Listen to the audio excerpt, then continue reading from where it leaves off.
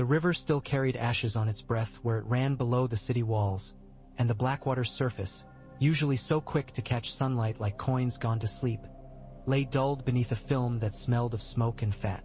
Ned Stark stood upon the ramparts and took the measure of it, feeling the sourness of the sack cling to his hair and clothes. Ravished dwellings and smashed doors had a way of making themselves heard without sound. He could taste the day's violence in the dryness at the back of his throat. It would not pass even if he drank down the river. Robert came up the steps with the old storm in his stride and a new heaviness in his eyes. He was still wearing someone else's cloak, a Lannister scarlet that fit badly about his shoulders where the buckle chafed, and he had the good sense to be ashamed of it as he reached Ned and unfastened the thing with a grunt. "I'll not have their colors about me," he muttered, and tossed the cloth down the stair as if it had burned him. "They'll say it was I who invited them." For all that, Tywin came like a carrion crow with the doors already open. He set his hands on the crenel, breath gusting. "Seven save me, this stench." Ned did not answer. He saw Tywin Lannister's banners snapping above the Red Keep and remembered the child's body in the stairwell, small limbs pretzeled by ruin, blood blackening on the rushes. He remembered the bed where the princess had died, and the drape ripped down to cover her nakedness, and how the silk had made no difference. He had meant to tear the city stone from stone when he saw that. Instead, he had to look his friend in the face and ask him to be king. "You should have seen to it," he said quietly. The wind lifted the hair from his brow and made his eyes sting. "The men who did this, they are named, they breathe, they boast." Robert's jaw worked. "I should have seen to marrying you to a fish 10 years earlier, too," he said. "And I should have kept Lyanna from that." He swallowed. The old wound was never a wound to him. It was a cliff he stood upon whenever her name came. Should. "I'm sick of them." "Then do," Ned said. Robert's eyes flicked to him, blue and reddened with weariness. A grin moved through his beard like a ripple and vanished. "Do," he said. Well, John's sent for. Varys is afoot. The maesters writhe like a dish of eels. We'll have a council and we'll decide what I shall do, and it will be the wrong thing according to every graybeard who hears it. You will sit and say naught until I've damned myself.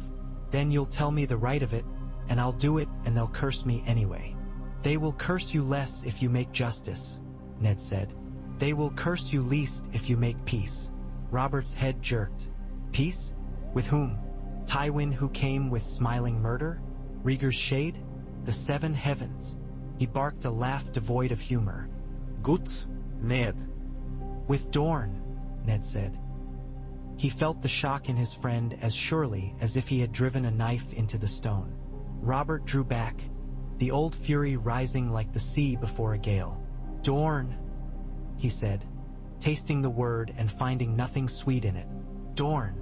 Prince Doran has not raised his banners," Ned said. "He keeps his people from madness. His sister is dead. His nieces and nephews are dead. His house was wronged, but he has not struck. If you strike, he will strike. If you make justice for Elia and for—" He let the rest fall unsaid. "For the children, for the little prince dashed against a wall. If you return their honor to them, they may yet bend to you out of something that is not fear." Robert's mouth twisted. "I had rather have fear." "You had rather have your realm whole," Ned said. "You had rather not be the butcher in songs, with your hammer slick and the princess's blood making a ruin of your name. You had rather not need Tywin." The king turned back to the river with a shudder that was not a shiver. "Seven take him," he said. "If I never needed Tywin, I should sleep.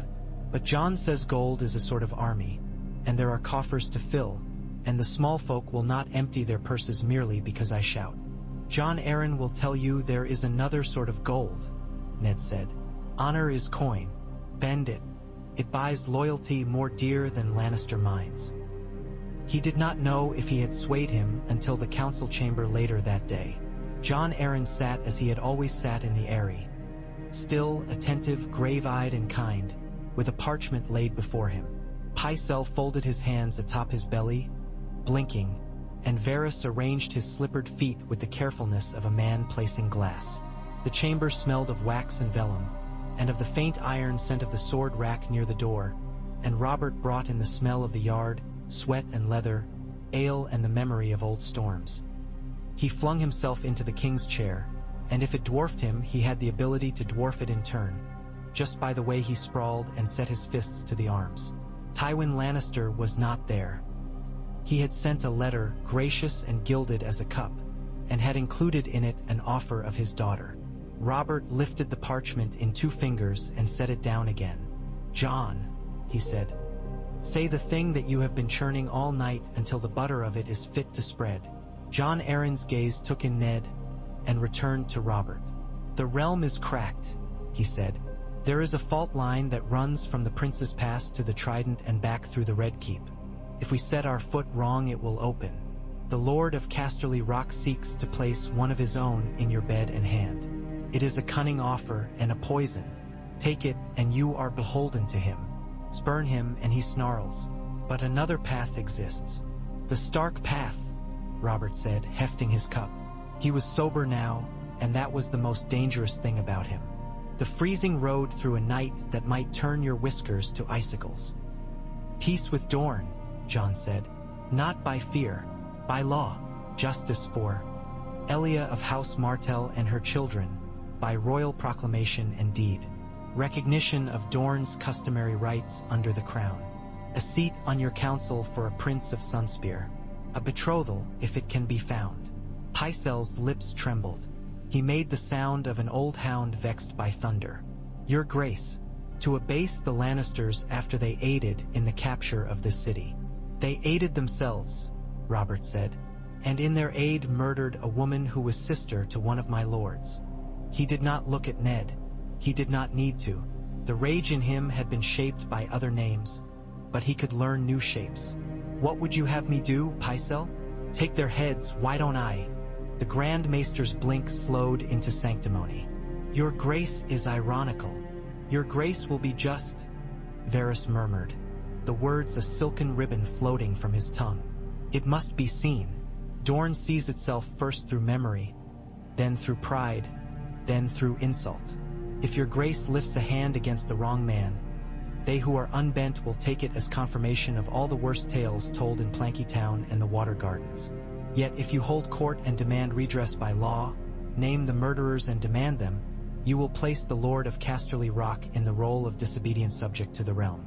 If he yields them, your Grace is the source of justice. If he defies you, he is what your enemies accuse. And if he seeks to strike you through the small folk, well..." He spread his hands and laced his fingers, the picture of deferential sympathy. "One cannot milk a stone. The Lannister gold flows because faith flows. That stream may be narrowed. The river of love is stronger. And Dorne has sailors and spears, if not such fat purses." Robert's eyes slid to Ned, and for once he was grateful for Varys. It was not often he felt gratitude to the spymaster, but a good thing said by a bad mouth could yet be good.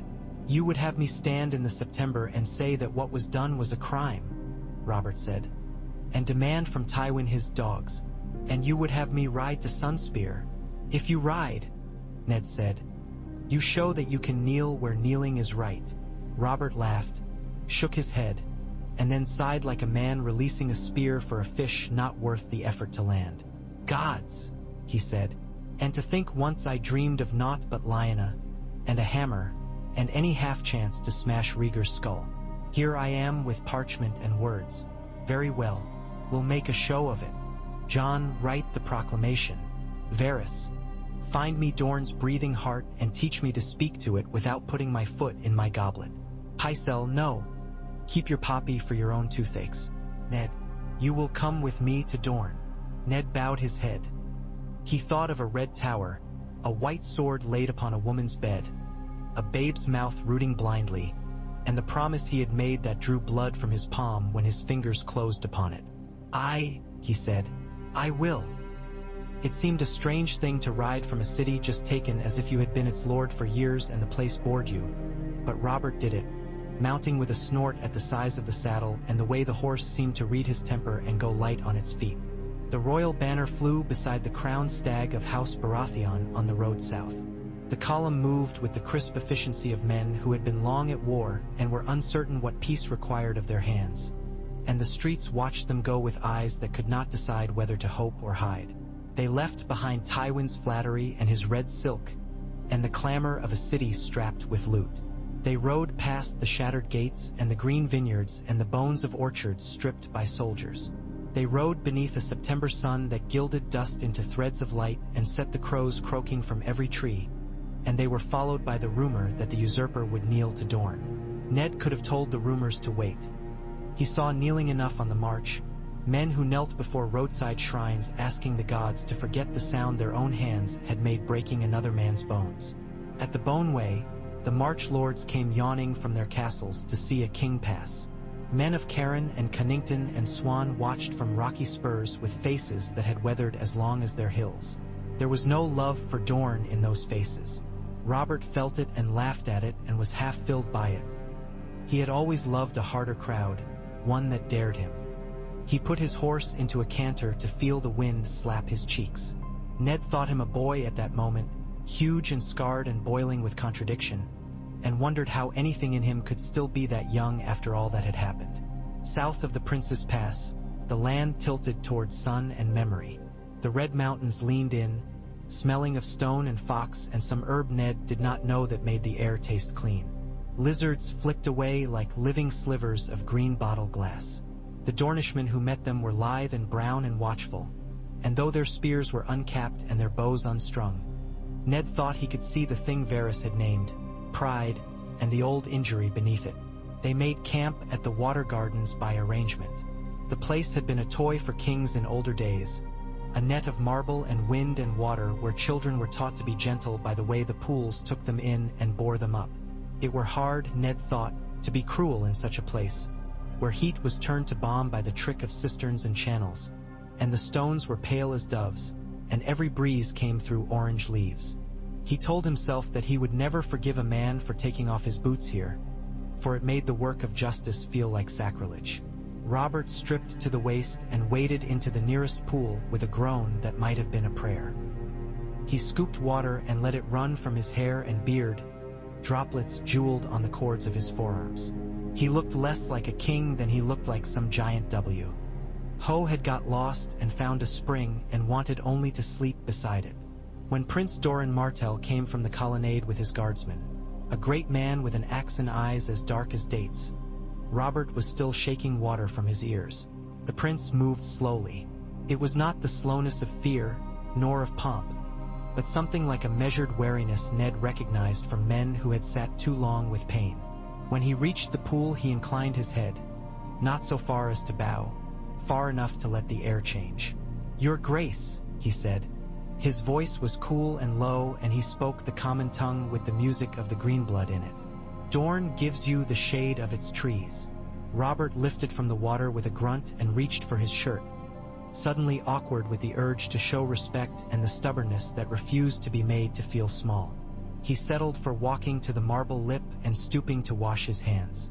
"Doran," he said without title, not as a slight but because he could not bend his rough mouth around the formulae that would not taste false. "Your house has suffered what I cannot forgive. I mean to do what a king must do." The prince's eyes studied him the way a man studies a game board. "You mean to hang Lord Tywin, then? And if I or mine wrong you hereafter, you will have the right to bring it to the court of the realm on equal ground, and I will hear it as I would the Storm Lords or the Lords of the Reach." Doran's gaze touched the waters. A child's laugh rose from another pool and fell, thin as a bright thread. The prince closed his eyes briefly when it came, and for a moment Ned saw the man the histories might never write. One who measured a world wider than a hilltop and had learned to keep his face smooth because what lay behind its smoothness would hurt him more if it showed. "You will not wed Cersei Lannister," he said without opening his eyes. The shadow of a smile brushed Robert's mouth and vanished. "I will not. And if the Lord of Casterly Rock refuses you, if he defies your summons, will you still be as brave?" "I have no patience for his pride," Robert said, and Ned heard the iron rasp of true feeling then. "He is not my keeper. He is my man. He will bend or he will break. And if he seeks to buy me with a daughter, he may choke on the coin." My bed is not for sale. Oberyn's grin showed a little white, wolfish, pleased. That is an answer, he said. He leaned on the spear and made a circle in the dust with his toe. And a betrothal? What do you offer? Robert countered. He could bargain like a sell-sale when he took the bit in his teeth. You've no unattached princess of age. You have a brother, Dorne said gently, opening his eyes. Renly is young. Arianne is younger. Time cures that. Let them be promised. Let them grow. Let them make children who will hold both sun and stag beneath their skins. Renly's wardship is at Storm's End with Stannis, Ned said. He will squeal like a stuck pig at the thought of swapping his books for a bride. But he will do as the king tells him. A betrothal it is, Robert said. Jon Arryn will write the thing so that even a maester can read it, and Dorne will march when the realm needs marching. Your spears bent against the usurper would have made a very different song of the trident. Turn the spearheads toward my enemies, and we might write one that makes us all a bit less ashamed. That night the water gardens breathed coolness, and Ned walked the marble paths and watched Oberyn play at knives with his shadow and wondered if peace ever sat long upon men like him. He thought of the boy asleep in his tent with old Nan's lullabies stolen from Winterfell and laid over him like a blanket, and tried not to think of the tower that had fallen behind them in the mountains. A maester of Dorne named Caliot visited the royal tents with almond milk and counsel, and Robert, who had always had a peasant's mistrust of physicians, drank the milk with a face like a boy made to eat his greens and laughed afterward when the goutless prince asked him if ale would not suit him better. The morning after they sealed the king's words in wax, the prince walked with Ned beneath the orange trees while Ariohota followed as quietly as an axe can follow.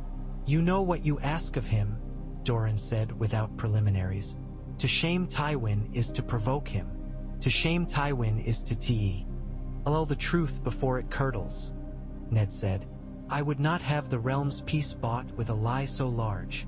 You speak as a man with snow in him, Dorne said mildly, and stooped to straighten a twig that blocked the run of water in a channel. Perhaps that is what kings need beside them, in a country that bakes men. I am glad you came. He paused by a pool and watched children splashing a fat boy until he sputtered and laughed. Prince Oberyn will volunteer to be Dorne's champion if your trial is a trial by combat, he said. I would prefer that he not do so, but I know my brother. I know the satisfaction he seeks is not merely in spectacle. Then forbid him, Ned said. I have forbidden him many things, Dorne replied, not without affection. Crowns tend to crack if forced upon men of his temper. He wears the little one I have given him of law and of patience with little grace. He will reach for the bright one with diamonds, and he will bleed. If you fear for his life, counsel him to poison his spear, Ned said abruptly. Tywin's bravos have done worse and been praised for it. Doran's eyes moved to him with the smallest shift. Something that might have been a smile, or might have been pity for a good man, touched his mouth. We prefer our justice to walk on 2 feet, he said, but we have been known to help it along when it limps. You are honest to say what you would not do yourself. I would not, Ned said, but neither will I weep if a murderer goes weak in the knees. We shall all weep either way, Dorne murmured, and then he moved on, leaving Ned uncertain whether he had been reproved or agreed with. The return to King's Landing was like waking into a story that had decided to go another way while you slept. The streets were still scraped raw by the sack, but new brooms were out. Vendors had crept back to corners. There were smells of frying fish and wine, of onions, of cheap incense. Such odors as made a city remember itself. The red keep stones still bled in places where torches had scorched, but the gold cloaks stood straighter with a king among them. Jon Arryn met them in the yard with his parchment wrought into proclamations. He had sent ravens to Casterly Rock 3 nights past. Tywin's answer waited in the council chamber like a viper between candles. Lord Tywin Lannister walked with the measured composure of a man who had practiced his dignity long enough to make it natural.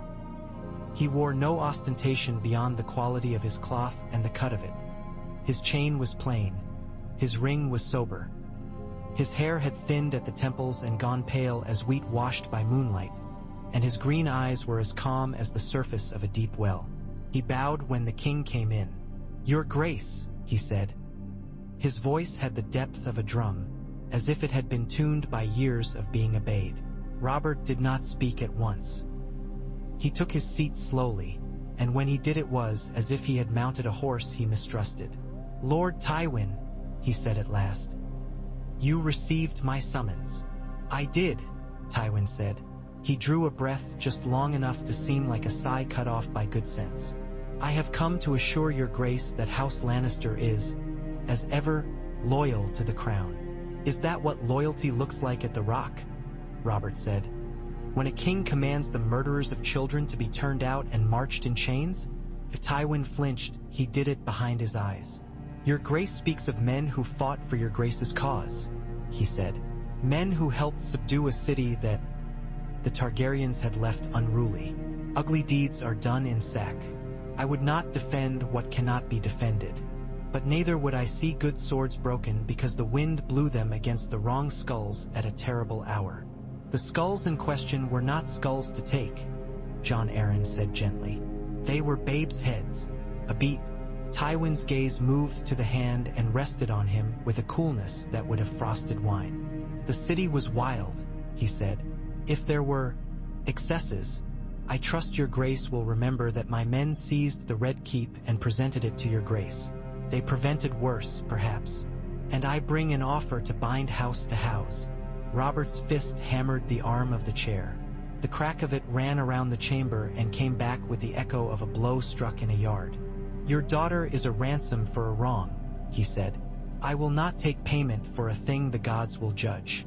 I have named the men. Gregor Clegane, Emery Lorch. Ser Island Payne had better pray he says nothing to make me think he had a hand in it. Deliver them to stand before my justice." Pycelle made a choking sound. Tywin did not look at him. The Lord of the Rock held the king's gaze as if holding a line in a storm. "Gregor Clegane," he said very softly, "is a bannerman of mine." "He is a murderer," Robert said, "and he is notorious for it.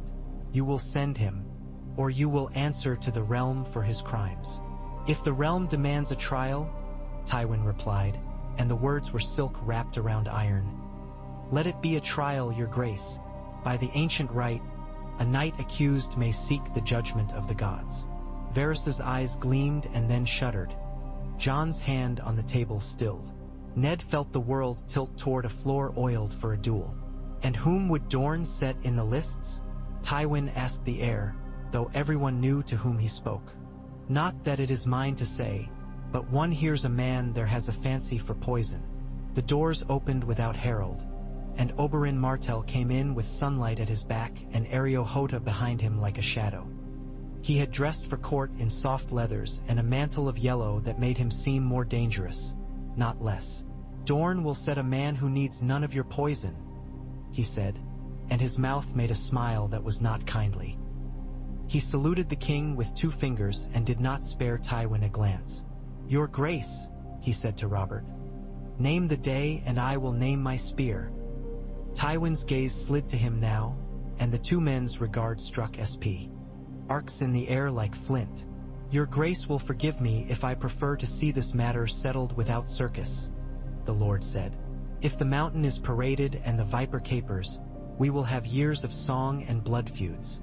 Then give me the mountain in chains and we need no song," Robert said.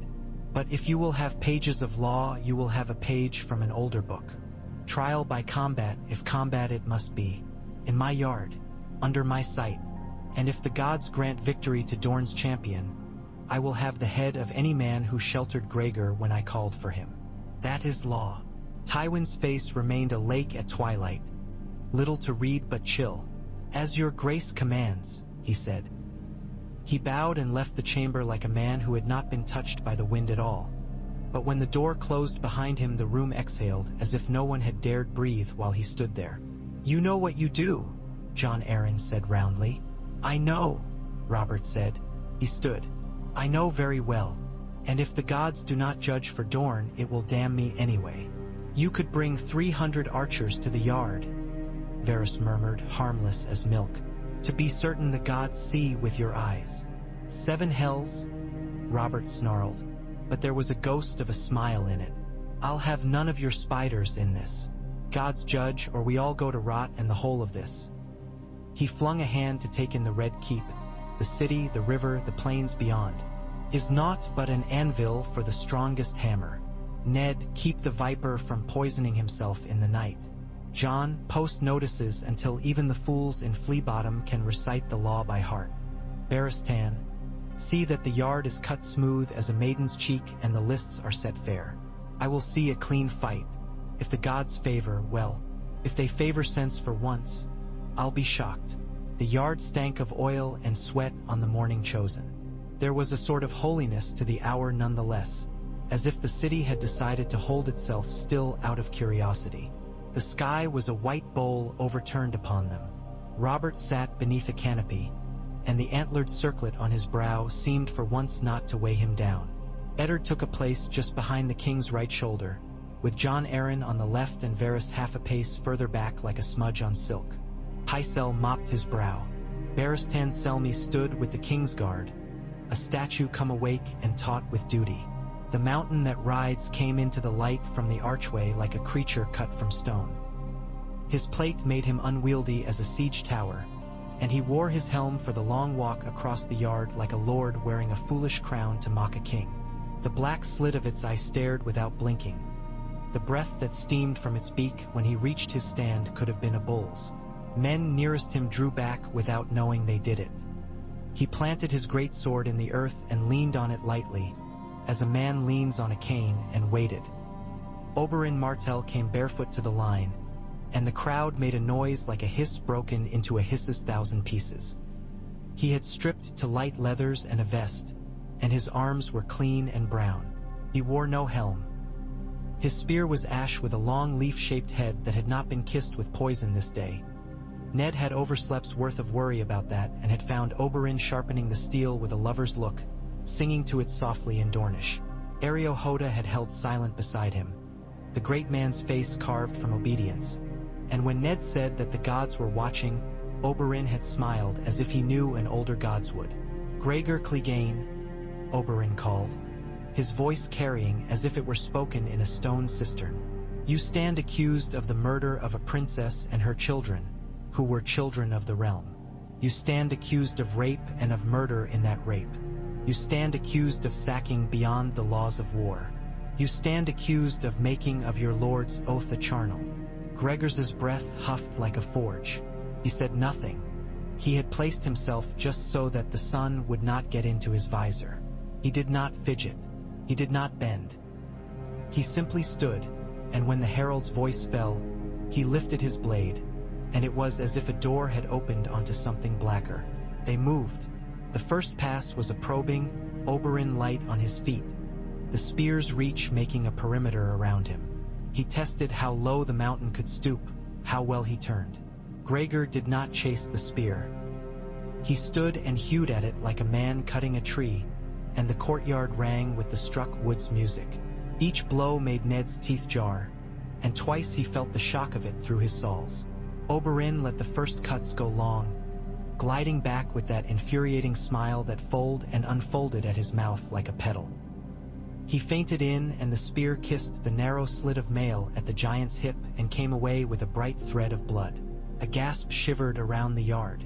Gregor took the wound and did not seem to feel it, but Ned saw the moment when he recognized that he could bleed.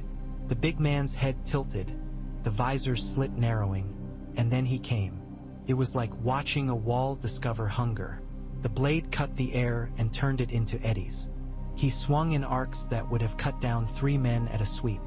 Oberyn slid, and he was not so much a man as he was the memory of one seen through heat. He stepped inside the swing and rapped the head of the spear against the mountain's knee.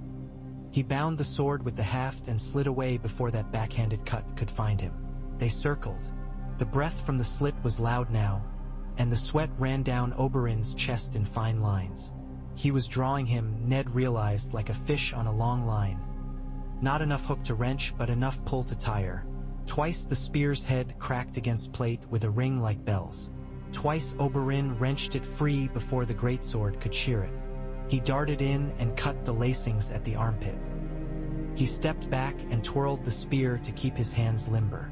He spoke "O Gregor" in a low voice then, words that could not be made out over the crowd's breath. The mountain answered with a thrust that would have pinned a boar to a tree. Oberyn turned and let it go by so close that the steel combed hair from his ribs. It was beautiful and terrible and stupid, in the way that all things that ask gods to look are. Ned found he'd wrapped his hand around the pommel of his own sword and did not know when he had done it. Robert leaned forward, forearms on his knees, eyes bright and boyish and old. Tywin Lannister watched from the shade with his hands folded and his face inscrutable as the rock itself. The moment came when breath betrayed strength. Gregor's cut slowed a fraction. Oberyn seized the fraction and made it law. He slid in under an overhand blow, turned his spear sideways, levered, and the blade skated off the ash and rang against the yard stones, throwing up sparks. Oberyn went low as a serpent and drove the spear up, under, into the cut lacings. The sound of metal upon mail was a bark. The sound of that point finding meat beneath was quieter than anyone expected. A soft, wet sigh. Gregor staggered a half-step. He hauled the sword back, and Oberyn moved with him, the spear a living thing in his hands. He twisted the shaft and pushed deeper until the steel found the place between ribs and slipped in further.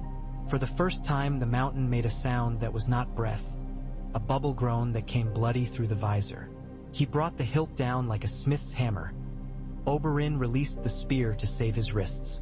The blade bit the ash and lodged, and in that heartbeat Oberyn had already stepped away and snatched a dagger from his belt. He needed the spear back. He did not have it. He set himself to take the next blow empty-handed. The mountain wrenched the sword free with a roar that sprayed red froth inside his helm and swung. Oberyn was not there.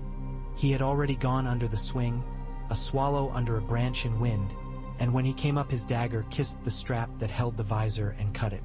The metal fell slanted, catching at the hinge.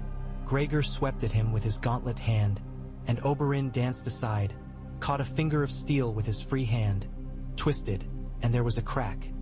The mountain's hand fell away oddly, the fingers awry inside the iron glove. The dagger stabbed again, quick as a viper's head, in under the lifted arm where blood darkened the rents he had made earlier. Gregor found him then. The backhand was not clever, simply big, and it cuffed Oberyn with enough force to throw him to the stones. The crowd's breath made a hole in the morning.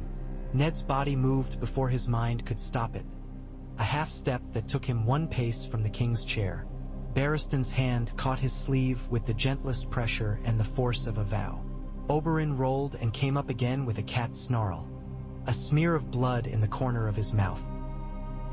He dove for the spear, wrenched it free of the stone with both hands and wheeled. Gregor lunged, sword held in both hands like a plowman's handle. Oberyn impaled himself on the need to end it. He let the sword come and he turned his body to it. It scraped his side as it slid past. He took the cut and put the spearhead straight. The leaf went home again, deeper, and this time he heaved with all his weight and his hate. And the sound Gregor made was not a groan or a word but a thing leaving a man. His legs buckled. He sank to his knees and then to his side, breath hitching, blood making dark patterns in the dust. Oberyn staggered back, panting, the spear still in his hands. He kept it there as if it were the only thing keeping him upright. He looked at the king and at Doran and then at Tywin Lannister. "Names," he said softly. "We have the names." The yard erupted. It was not a roar, not at first. It was a sort of animal sound from men who had expected to see strength confirmed and had seen instead skill and a colder resolve. Then the roar came, and it took the breath of the morning and tore it and flung it to the walls, and even Robert smiled like a boy with a stolen pie. "Justice," he said, as if he had not expected the word to taste the way it did. He stood. "By my word as king and by the law of the realm, Gregor Clegane is judged guilty of murder and is forfeit. Take his head, send it to Sunspear wrapped in clean cloth, and send men through the west to drag Amory Lorch out of whatever hole he has crawled into, and bring him to this yard or hang him from his own saddle." Tywin's face did not change, but his eyes had turned a shade of green slightly darker. Ned watched him the way a man at a feast watches another with a knife tucked up his sleeve. The Lord of the Rock inclined his head a fraction and left without the courtesy of a word for the king. A man from the audience spat, and Barristan's glance pinned him to the world until he lowered his eyes in shame. They took the mountain's head in the yard as a headsman takes a condemned man's. The sword that bit this time was not his own. The blood steamed on the stones, and the crows were kept back. The head went into wine first and then into salt, and a courier waited with a fast pony and a satchel of parchment. Oberyn allowed Caliot to bind his side and drank the maester's bitter, then smiled and tossed the empty cup to Areo, who caught it without looking. Robert sent for wine by the cask and had it poured for the yard, though he himself drank little. He laughed when the cup was finally in his hand and held it aloft. "To a realm where a father may sleep," he said, voice rough, "and a sister's ghost is less hungry. To men who do not sell their kings for gold. To the gods with good sense for once." Ned did not drink. He thought of the boy asleep with a secret in his blood that would someday break or not, and of the letter that must even now be riding the road to Dorne with a head wrapped in linen, and of the way Tywin had left the yard. The Rock I not forget an insult any more than the North forgot a promise. An envoy from Sunspear arrived within the fortnight. The head returned with respect, and a slender knife of sunrise steel laid across the cloth. "For your grace," the prince's letter said in a hand that looked like patient rain. "In token of law, Dorne sees that you have made justice. Dorne will remember it." The knife lay light in Robert's palm. He slid it back into its sheath and made a gift of it to Jon Arryn, saying with a grin that the hand should have a hand's tool.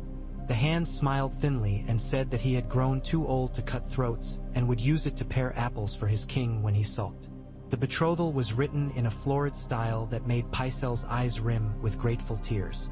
Renly blanched at the sight of his name bound to a princess he had never seen, and then grew bright with the idea of it, because he was 6 and then 7 and then 8, and in each of those years the thought of being pledged to a girl who would someday be the most beautiful thing in the world seemed to him a sort of cake you got to look at before you could eat it. Stannis accepted it without comment. He had already accepted Dragonstone and the titles that went with it with the expression of a man who had been given a cold bath and told to be grateful for cleanliness. The March Lords were less pleased. In the hall at Storm's End, when the king rode through to inspect his garrison, Lord Cairn of Night Song, raw-faced and quick-eyed, spoke for them with a politeness that was salt. "We have fought Dorne since our grandfathers' grandfathers were not yet dreams," he said. "They raid when the oranges bloom and call it war, and we ride out to give them war in return. Will your grace have us stand idle now when they lift a cow from a pasture and laugh at our laws? Your laws end at the Bone Way," Stannis said with his iron courtesy. He stood behind the king with hands clasped, and his jaw clenched once as if to keep some small thing inside. The kings extend further. Robert did not chide the marchers. He put his hand on Cairn's shoulder and squeezed once, hard enough to make even a seasoned lord feel it. "I will not have you ride out for blood," he said. "You will ride because I say ride, and you will sheathe because I say sheath. If the Dornish lift a cow, you will chase them, and bring them to the Bone Way and no further, and there you will take them and cut a switch across their arses and send them home with their pride smarting and their cow returned. If they take a child, I'll ride out myself and split the culprit from top to toe. But I'll have no wars for old songs. We have had our fill." There was grumbling. There was no defiance. The marchers bent stiffly and drank heavily that night, and in the morning they drilled until sweat washed their scowls away. A raven went to Sunspear with Robert's words carried softer and written kinder in Jon Arryn's hand. Doran sent back almonds and dates and a book of Dornish law, which Pycelle read with weary disdain and Varys with intoxicating delight. Tywin Lannister did not bend openly. He withdrew to Casterly Rock and wrote notes that turned up in the pockets of merchants like mushrooms after rain. Loans dried, then trickled, then flowed again where they did his work. The West's harvests came to market without a tax for 1 week out of 4, as if a lord had decided he was suddenly devout. Lords who had no business with each other suddenly had business and found that it smelled of Lannister.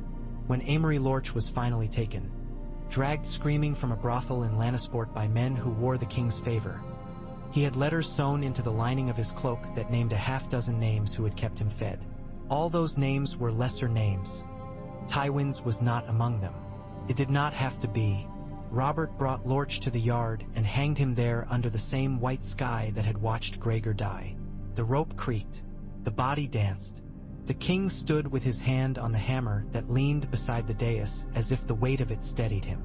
Afterwards he ordered the man's estate seized and plundered for the benefit of the orphans' houses of King's Landing and Sunspear both. And Pycelle sighed without much heat and said that the lawful heir had a claim that could be argued when the child could hold a quill. In those weeks Ned Stark walked the yards and the halls with more ease than he had expected to find in him. He took little of the city's food and sent most of his stipend to the kitchens to feed the hungry who came to the gates with faces like the backs of hands. He returned off to the Godswood to sit before a weirwood whose face had been hacked away 100 years and look at the red sap dried in the grooves, and speak inside himself. He did not speak the boy's name. He did not call him son even in his heart, for fear that even the heart had ears. He told the tree that he had done as he must. He told it that he had placed another stone in the wall between fury and the world. He told it that justice bent men and sometimes broke them, and that he needed it not to break him yet. He wrote to Catelyn of the betrothal and of the cooling of the city and the smell of water in the gardens of Dorne, and he wrote to his sister Stone, not because there were words to carry, but because the act of writing took part of his fever and bled it. The reply from Winterfell that smelled faintly of smoke and snow told him of Bran's wakings and Robb's grins, and the way Jon looked at the world like a wolf who had learned the shape of his own shadow. He folded the letter and kept it near his breast, and when the court became too loud he touched the paper as a knight touches a charm. There were years then of a sort that songs do not favor because they do not end in neat heaps of corpses. The realm held. The small folk planted and reaped. The crown dug into debt and dragged itself out by cunning and by the hands. Calm, endless patience. The Lannisters smiled and fed wolves on the edge of the wood. The Red Viper went home and returned and went again, leaving daughters in his wake and victories at Tourney and a long trail of stories that were half truth and half lie, which is to say they were as true as men prefer their heroes to be. Jon Arryn made himself a bridge over which all manner of anger and pride went walking, one careful foot after the other. Varys made himself a fog out of which information drifted like gnats and sometimes like gold. Barristan Selmy stood at the king's shoulder and gave the realm a picture to hold onto. A white cloak that did not soil, an oath that did not soften to usefulness. Stannis built ships and taught them to turn as he desired. In his fleet there served a smuggler whose knuckles were scarred and whose eyes were the color of smoke from wet wood. The man had run onions into a besieged castle once, and Stannis had taken his fingers for it and knighted him for it both. And if that seemed a paradox to the city, it was no paradox to Stannis. The first real test of the king's peace came off Fair Isle under a sky untroubled by cloud in the 5th year of his reign. Balon Greyjoy had taken it into his salt-cracked head to crown himself and call himself king and toss the oaths that bound the islands to the rest of the world back into the sea like bad oysters. He had sent long ships like teeth into the coast from the Mander to the Mud, taking and burning and pulling weeping girls by their hair into black hulls. The realm came awake like a bear baited once too often. The Tyrells sent men with sunburst shields and green cloaks, eager for honor after the shame of a siege that had ended with them eating their own pride at Storm's End's gates. The Tullus gathered their light cavalry and made of the Riverlands a net through which raiders found it suddenly harder to slip. Stannis brought his ships out bold and square like a man laying down a hand of cards he knew to be good. Dorne sent galleys from Planky Town with eyes on their prows and lean hulls that rode low and true when the sea put its weight on them. The Martells had always loved the water differently than men of the Reach or the Shield Isles did. Theirs was a river's love, and their oars beat a quick song, Roynish in its rhythm.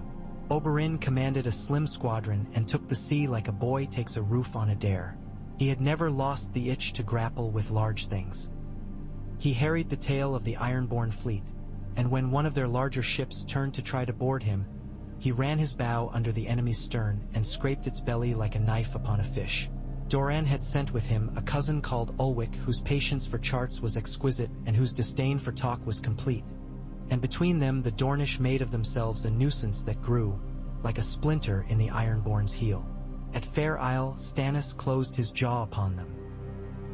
He took the wind from their sails by craft the Reachmen had taught and then undone. For Stannis had watched and thought and made something new. He smashed one longship to flinders with a ram whose prow had been ironed like a boar's head and drove two others together with chains thrown like nets. Fire licked low on the water where oil had spilled and took reluctant, then took greedily, and when the smoke lay like a bruise over the sea, Robert's trumpet sounded from the landward flank and the king came in person at Pike with Ned Stark and Oberyn Martell beside him on the shingle. The assault upon Pike was like being born into stone that had never learned mercy. The sea had cut its teeth on that place for 1,000 years and had not worn it smooth. Ladders slid and broke, and men went into the surf like dropped coins and never came up again. Ned set his teeth and climbed and found a ledge with his fingers that did not exist until his hand made it so. He felt Rob's hand in his, and Jon's, though neither boy was there. He felt a wolf at his back and the cold in him that had always been his one true sword. At his right shoulder Robert bellowed and swung the hammer, and the first man to take it on helm went limp as a dropped child. Oberyn moved through that assault like a stripe of light. Where the climb turned to a wall he found a seam. Where spears came thick he found their tips and struck them aside with the haft of his own. He was laughing when he vaulted over the lip of a curtain wall and ducked a pike, and his laughter cut off only when he saw what lay in the yard beyond. A row of boys tied to stakes, barefooted on stones strewn with broken shells. The Ironborn had their own ways of teaching endurance. Oberyn's face went still as new water in a well. He crossed the yard with a look that made even Ned's belly feel a little cold. He cut the bonds with 2 quick sweeps and shoved the last boy toward the gate. "Run," he said. "Go find someone who will be kind to you. If you find no one, find me." When the king's banner climbed the tower on Pike proper, the cheer went up that men needed, the one that told them that the risk had not been senseless and that they might sleep if they lived. Balon came from his hall with his hair dripping and his eyes like rocks and his pride like a plank over a chasm, and he bent it only as far as a plank bends, enough to show he saw the drop. Robert told him to take off his paper crown and throw it into the sea and swear fealty, and Balon did, and afterwards stood on the headland for an hour looking at the water as if expecting it to throw the thing back at him. Theon Greyjoy, a boy with his mother's cheekbones and a mouth set to defy the soft world, was given into Ned's household as ward of the crown and hostage for Balon's good behavior. Ned took him with a quiet that had nothing to do with approval and everything to do with duty. He wrote to Catelyn to prepare a bed and to speak to the boys about kindness, and when he put quill down on that sentence he stared at the wet line in the ink until it dried. Kindness could do what fear could not, but it could not make men other than they were. He knew this as well as he knew that winter would one day come back with teeth. When they rode back to King's Landing after Pike, the crowds were fat with goodwill, and the smell of salt and spray clung to the king like an air not of this place. Robert was not sober for 3 days and nights. He wrestled a stomach sellsword in the street of steel for a bet and split a table in the street of silk with his fist and placed 2 gold stags in the lap of the mother at the Great September and laughed when the officiant blanched. "For the children," he said. "For the ones who starved because I could not keep a ship between them and a thief." In those years Cersei Lannister did not come to court as queen. She married instead into the Reach to Willis Tyrell, who wore a brace on his leg and a softness in his face that made men mistake him until he opened his mouth. Tywin's eyes in that joined portrait grew an old shade colder. The Lannister gold flowed faster to Highgarden and then into roads and granaries that had not seen such attention in 50 years. Mace Tyrell swelled with pride and pastry. Olenna Tyrell sharpened her tongue on her son's fatuities and taught her granddaughters to listen to men talk until they tired themselves. The West and the Reach made a web across which goods went dancing and beneath which soldiers drilled. It was a fair piece of work, and if one edge of it cut toward King's Landing, that was not a cut with blood yet. Renly grew into a youth with laughter like a bell and a way of making men stand straighter just because he liked them. He wrote to Arryn letters full of jokes he had polished upon squires and picked up off balconies, and then, when he grew tired of jokes, he wrote her letters full of questions. She answered him with better questions. She asked him what he feared most, and he said being thought a fool by someone he admired. He asked her if she ever felt alone in rooms full of people, and she wrote that she was always alone, and sometimes it was a relief. She asked him what the difference was between mercy and vanity when a lord spared a kneeling man. He wrote that a boy would call it mercy and a man would call it vanity when someone else did it, and mercy when he did. The letters traveled with almonds and with smoked fish and with bottles of green wine from the arbor, and with them went a thread no one could see but that held even when storms came. Jon Arryn lived longer than he had in a world where a queen's children were eyes he had learned to count for lying. He grew thinner with peace, because peace takes as much out of a man as war when he holds it with his hands and shoulders it against the daily cruelties of shattered roads and fattened tacksmen. He died at last in his bed with a hand on his wife's, and his last words were apology, which were the words of a man who had held the realm together through selfishness and selflessness both and could not remember, at the end, what each thing had been in its hour. Robert stood at his bier with his hat in his hands like a farmer in a church, and tears made a map in the dust on his cheeks that wine could not explain. "He kept me a king," he said to Ned, not softly. "He kept me a man when I had no wish to be one. He deserves better songs than I can make. We will sing them for him," Ned said. He did not say that songs were not coins and could not be spent in the markets where men bought what they thought they needed. He did not say that in the end a realm is made of men remembering and forgetting at once. In the wake of the hand's death, the small council became sharper, like a wheel with a spoke loosed. Varys made more fog. Pycelle sank more obviously into the warm bath of his own importance. Stannis scowled at everything and held fast to law as if his hands were two irons. Oberyn came more often and stayed less long. Doran sent one letter that said, in its careful script, that time was a millstone and that there are days when it must grind. There were those who would have had Tywin come to court then and make himself the hand. Robert did not ask him. The king named Eddard Stark in his stead. Ned did not want the chair. He took it because Robert asked, and because he saw that without a man who remembered the North, the city would eat itself. He read accounts until his eyes blurred and then looked up to find, unchanged and endless, a city that reinvented its miseries every morning as if they were new.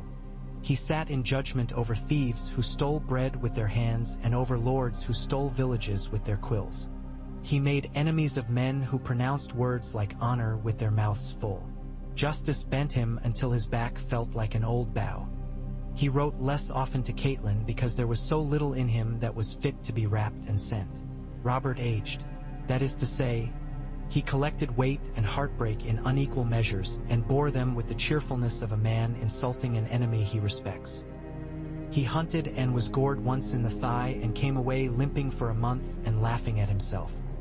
He grew sensitive to the cold in his bones that the summer could not chase entirely away. He roared at minstrels who flattered him wrongly and threw a sack of coin at a man who told a story about Lyanna that made him weep quietly in private afterward. He loved women because he did, and he loved wine because it made him remember and forget. He learned to speak softly to Arianne Martell when she came to court for a season at 13 and then at 15, and to be gentle with Renly when the boy grew into a young man who believed that affection could make power honest. Tywin watched. It is a small verb for a large act. He placed Cersei in Highgarden and had her presented like a rose with a knife among its thorns. He moved gold cleverly, and when he spoke of the king he spo. Coup with propriety. He did not forgive. He did not attack. The rock bided. The day the boar killed him in the forest never came. It came close enough, often enough to keep the kitchen girls whispering. Once, the boar's tusk tore the king's boot and laid his foot open, and Robert cursed and had the beast spitted and roasted and served to the court. He tore skin with his teeth and drank hot fat and called for more, and then went away and lay a day with his hands on his belly and his eyes as narrow as a fox's in sun. "I almost beat you, Lyanna," he said to the empty room and then snorted. "No, you always beat me."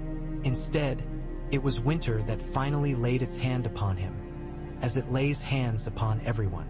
It came with an ache behind the sternum that would not be massaged away, with a cough that held no wine and yet made him spit red.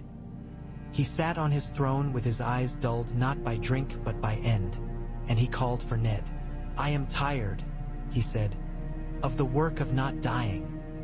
He gestured to the parchments with the distaste of a man offered a second plate when his belly had turned traitor.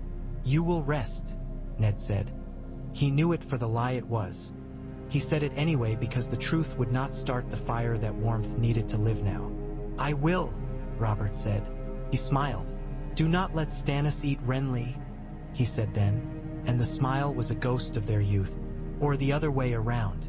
Brothers are fools when they have cause. They don't need cause. He coughed. "My crown goes to Stannis by law." He paused, and a boy's confusion crept across the cliff face of him. "But I think the realm prefers a man who can make it laugh when it wants to cry. The realm likes to be ruled by law when it must bury its children," Ned said. "We will do as is proper." "Do we ever?" Robert muttered. He closed his eyes. "Dorne sent me figs," he said, and the breadth of his hand gestured toward a bowl as if it weighed as much as a boar. "Sweet. I forgave him then for all his caution. Tell him that. He will like to be told I forgave him for what he intended to be his virtue. He did not die that day. He died in his sleep 3 nights later, with his hand on the blanket's edge and his mouth open as if telling a joke he had just remembered and could not for the life of him recall the punch line. The court howled in the many ways a court howls. The small folk cried with the crude sincerity that embarrasses men at their cups. The 7 were invoked and flattered. The mother's altar shone with dripped wax. Ned sat in a chair in a corner with the world howling at an angle to him, and wrote with a calm that shocked him to Stannis and to Renly and to Doran and to Tywin. The letters to the brothers were of law and of love as he could write it without lying. The one to Sunspear was of promise and of reminder. The one to the Rock was of necessity and of form. Tywin's reply came first, as if ravens flew faster to the smell of gold. It was clipped and correct and contained a request so polite it stripped the hide from it. House Lannister, longtime support to the crown, anticipated the king's funeral, and would your lordship the hand be so kind as to confirm the crown's continued need for its lines of credit through the next quarter. Stannis arrived like a storm that had been brewing since boyhood. Austere, righteous, with a heart made of something that did not burn easily and glowed a long time after it did.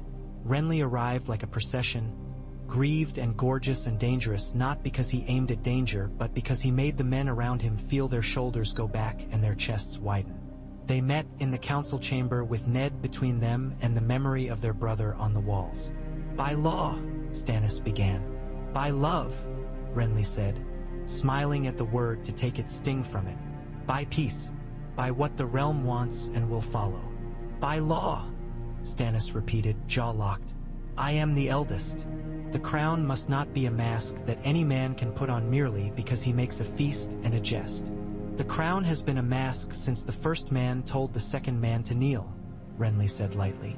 "The trick is to be sure the man kneels because he loves the masks you make, not because he hates the face under it." Ned felt older than both. "The crown goes to Stannis," he said. "We cannot break the bone that holds everything up and expect the body to walk."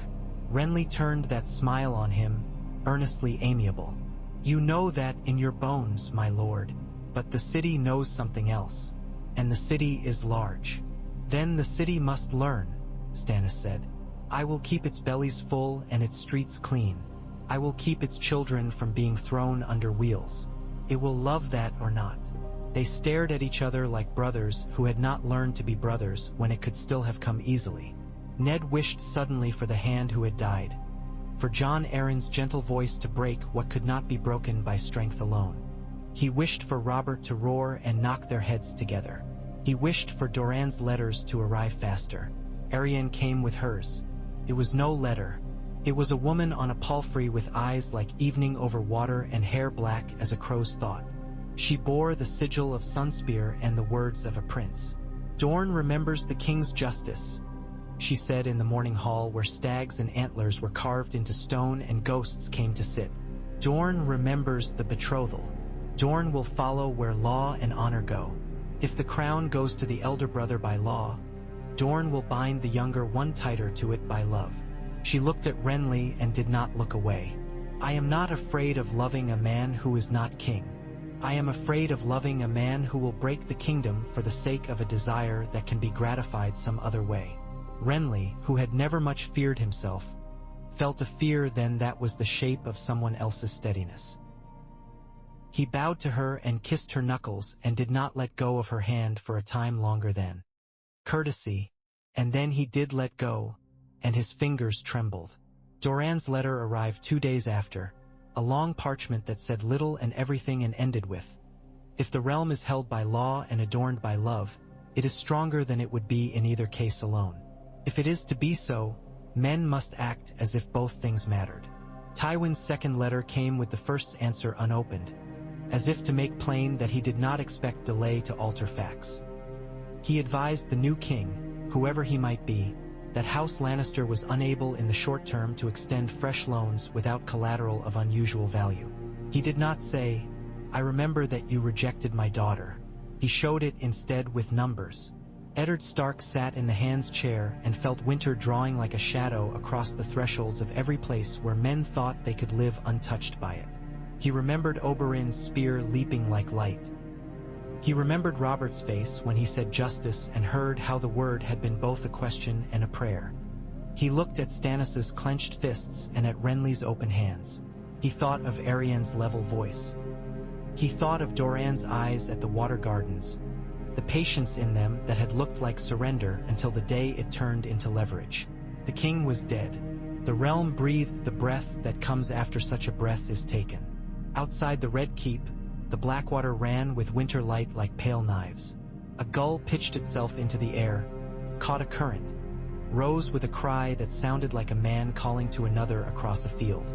Dorne's sunrest and the Stormland's wind both lay in that air, and the rock rose on the western horizon too, unseen and heavy, dragging on every tide. Ned knew then that outflanking a man like Tywin was not something you did once with a clean stroke in a yard under the gods. It was a work of years, of alliances made like bridges, of children taught to cross them without looking down. He tightened his hands and felt the ache of all that lay within them. "We will do this by the book," he said, and his voice surprised him by being steady. "And by the heart, and by the need of 1,000 villages that do not know the names of our houses." Stannis nodded once, as if he had known that answer would be what it was since he had first come down from the stepstones to his brother's side. Renly looked at Arianne and then at the floor. He smiled, but it was a smaller smile than he liked. He wore it with grace all the same. Somewhere, in a garden where water made music out of heat, a prince who moved slowly might have closed his eyes and opened them again and said to the air that patience was a sword if you learned how to draw it. The realm moved. It moves always, even when there are crowns sitting very still. It bent around the memory of a head wrapped in clean cloth sent south under the king's seal. It bent around a betrothal written in an age of caution that became a thing of sinew and blood because two young people chose each other not only as they had been told but as they had learned. It bent around a rock that would not move and around a river with ashes on its breath and around a spear that had not been poisoned because sometimes justice needs to drink mouth to mouth from courage. It bent. It did not break. And in the bending was the beginning, at least, of something like peace.